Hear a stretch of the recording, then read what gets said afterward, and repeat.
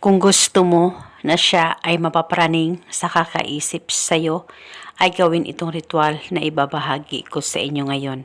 Ito'y napakasimple at napakadali pong gawin at ito ay napaka-epektibo upang pakakaisipin ka ng mahal mo, malayo o malapit man kayong dalawa sa isa't isa. At mapapraning siya sa kakaisip sa'yo, lalong-lalo na kung ikaw ay hindi niya nakikita o nakakausap araw-araw. Basta itong ritual ay gawin sa mabuti, gawin sa tama at hilingin ng buong puso.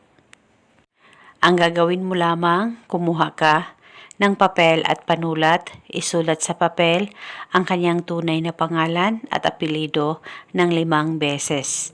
At pagkatapos maglagay ka ng kaunting asin dyan sa papel na may nakasulat na pangalan niya. At pagkatapos ay kumuha ka lamang ng kalamansi, hiwain mo ito at patakan ng kahit ilang patak ng katas ng kalamansi ang papel na may nakasulat na pangalan niya at yung nakalagay na asin. At pagkatapos mo nang mapatakan ito ng kalamansi, ay balutin mo ang asin at ilagay itong ritual sa ziplock o plastic. At pwede mo nang dalhin itong ritual kahit saan ka man magpunta. Wala na po kayong kailangan pang banggitin o ibulong na spell, basta gawin itong ritual na tama ang pagkagawa mo.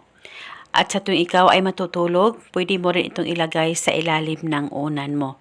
Uunanan o dalhin itong ritual hanggang kailan mo gusto. At paniguradong siya ay mapapraning sa kakaisip sa'yo at hindi ka na mawala-wala sa isipan ng mahal mo, malayo o malapit man kayong dalawa sa isa't isa. Basta itago o dalhin ito hanggang kailan mo gusto. Isa itong gabay para tuloy-tuloy ang pagmamahalan at magandang relasyon ninyong dalawa ng partner mo. At ito muna sa ngayon, maraming salamat po sa panunood. May God bless us all.